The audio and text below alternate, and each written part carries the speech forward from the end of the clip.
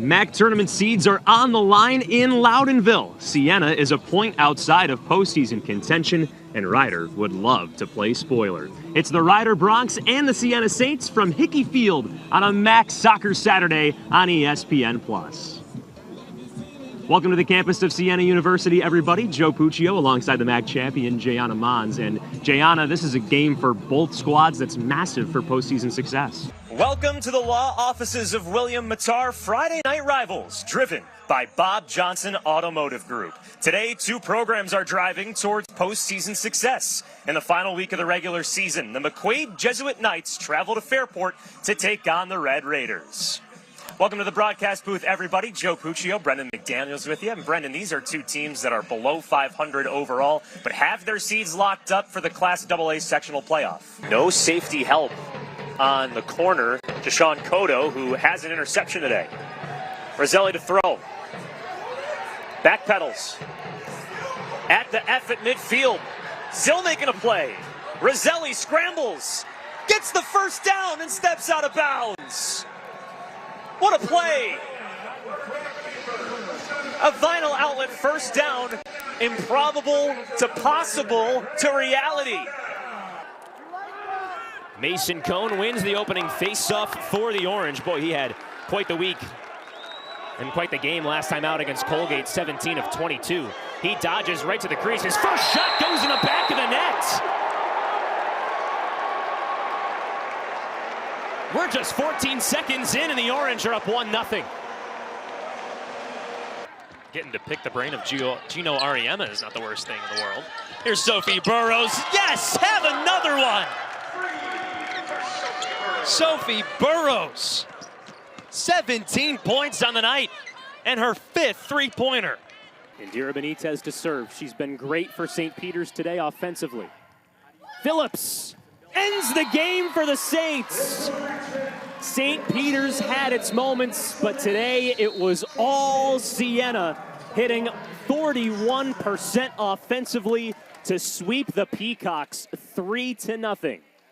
Holmes with a pass to Taslak, loses the puck, keeps it, pass in front, deflected, has you another chance, and she scores!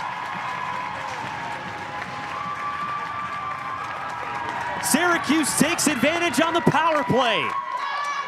Kate Holmes with her fifth goal of the season. In McQuaid's last win against Pittsford, they really chewed the clock. They don't run it here. It's a wide open catch inside the red zone. Touchdown McQuaid! They fake the run and throw it for a touchdown to Christian Jordan. Christian Jordan just slipped out. They lulled him to sleep with the run. And then Gavin Vanderwall lofts it up, 40-yard pass play for the McQuaid touchdown. Fairport guest run. They went down on the right stick. And a wide open Jordan flying down the sidelines makes it a two-score game. A chance for the green and gold. Cross comes in, headed by Daly, off the post and in! Abby Daly with a picture-perfect goal to give the Saints a 3-0 advantage. Rings it off the pipe and in for Daly's third goal of the year. The BF&R fence kickoff is about to be booted away. Aiden Downs is kicking for the Red Raiders, dressed in all red today. And two men are back for McQuaid, including T.D. Jordan, who has to have the best first name that an offensive football player could ever have. We're underway here at Fairport High School.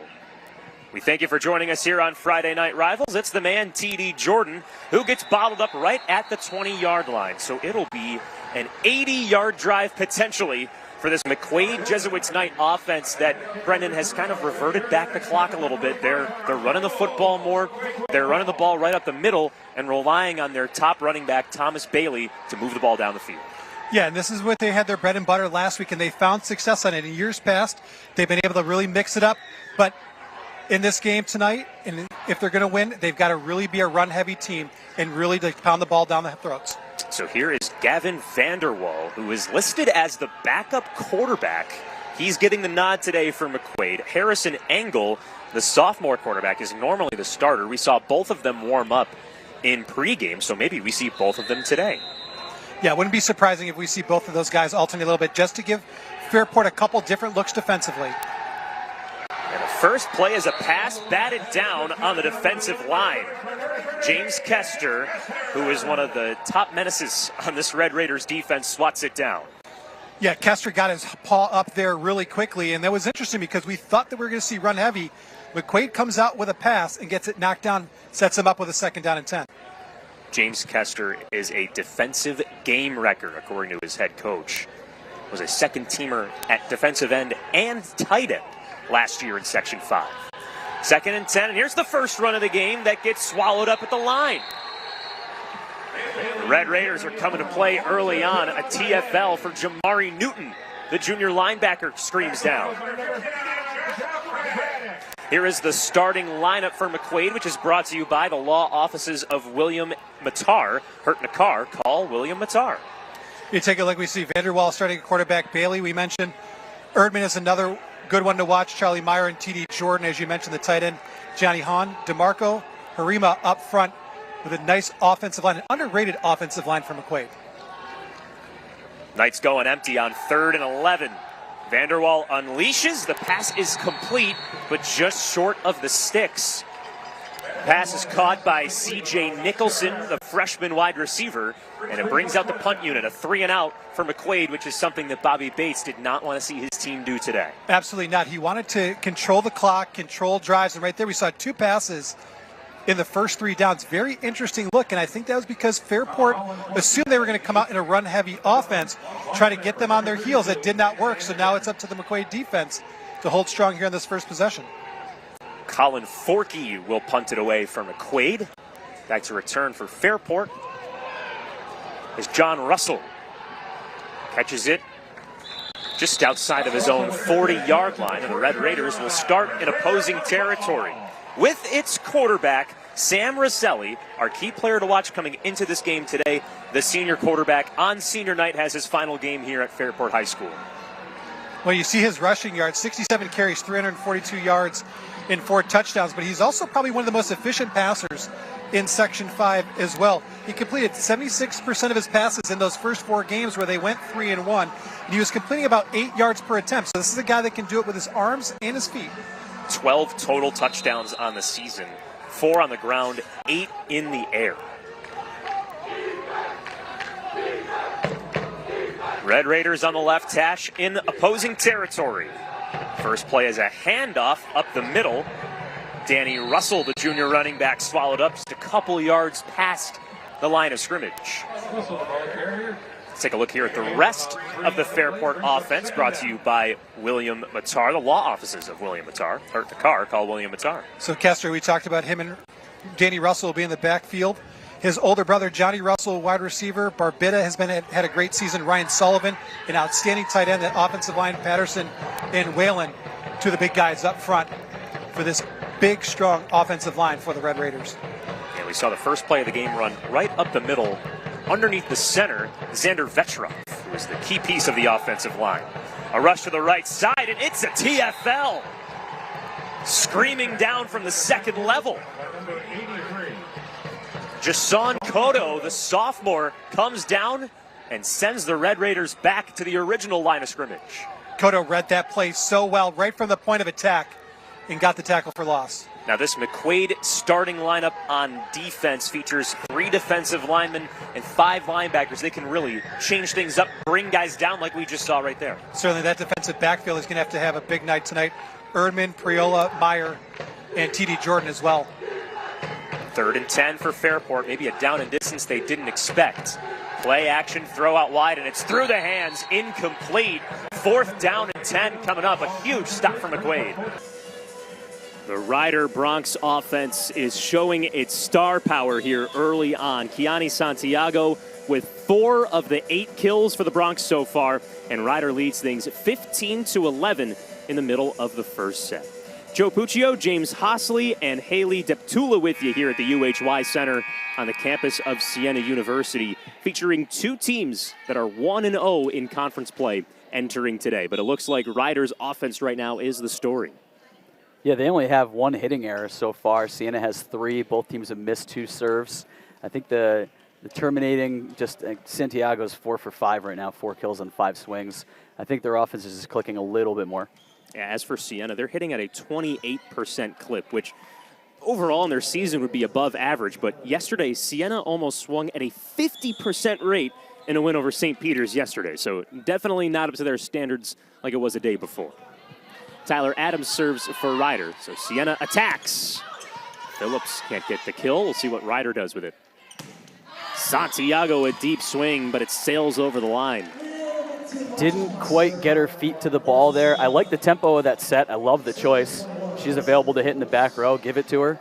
She just finished her approach a little too far away from the ball and had to broad jump, and it was tough to get a good swing on that. They play the famous too much mustard Jumbotron picture after that swing. Love that. A lot of mustard on that one from Gotch. The perfect amount of mustard.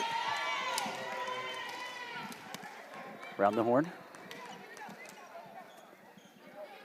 Aaron Gotch, the freshman outside hitter from DeLand, Florida, 40 miles north of Orlando, coming up to play her collegiate volleyball in Lawrenceville, New Jersey. She's finding an early role here. Line drive serve from Rilo Robinson. And it won't get over on the final touch from Dacey. Set was way too low and fast. D-Roz just did everything she could. Sorry, Macy did everything she could to just try and put that back into play. But when it's that far outside the antenna, there's almost no angle to get it in. Ryder's done an excellent job serving today. Make that their 3rd ace. Right on cue. Keegan O'Connor behind the back line with now 31 aces, or rather 31 assists this season as the defensive specialist. Yesterday she had 4 assists. Coming up with her own offense today. Sends one into the rope to put Siena back on the scoreboard, 18-13 Ryder. Siena will take that. Their passing has been, broken down pretty bad by Ryder. And, they'll take every miss serve they can get right now. It puts Ella Treasure behind the service line for Siena, the junior from Rochester. An excellent first serve from Treasure. Cardinal sin by Aaron Gotch right there. When you're passing a float serve, you cannot set your feet too early. That ball hadn't even crossed the net yet, and her feet were planted. That knuckleball is going to change direction 50 times more or more before it gets to you. Like a stuck in the mud situation. Yep. Gotch taking a swing at it, and it goes way over the line. Siena with 2 points in a row with Ella Treasure serving. I don't hate the swing. She was just super early on that ball. I mean, Mason's almost by the right antenna. She's got to train herself to wait because she's further away. It's going to take longer to get there. She was almost finishing her step close in her approach as Mason was setting the ball. Treasure attacks Gotch. Set back to Santiago. Siena reading those hits well. Wire slaps it across, but can't get it down. Some errant passing there from the Saints gives another point to the Bronx. Yep, that's that half rotation where the middle is in instead of the libero, and normally libero takes the second ball if the setter digs it. That time Ella Treasure took it. Canellis just has to remind Treasure, hey, there's no doubles. Just put your hands all over that thing. Gabby Wire back in the contest, tips it over. Pass from O'Connor to Santiago. Blooped and slapped back by Wire. Gotch rips and sticks. She's scored twice with her shoulders facing zone 5 cross court, and she does a slap cutback at the hands. She's scored twice doing that. When you're a blocker, you have to know that that hitter has that in their bag of tricks, and you have to just press and be square and fundamental, and they can't do that to you. Erin Gotch now with 40 kills in her freshman campaign as Ryder's defense comes away with another block. Set may have been a tiny bit low. I think Gabby tried to sneak it low seam. You can't, if the block is closed with Molly Rohde and Santiago, there's nowhere to go. So the Ryder Bronx now in front by a score of 21-15, 4 points away from opening the scoring in this contest.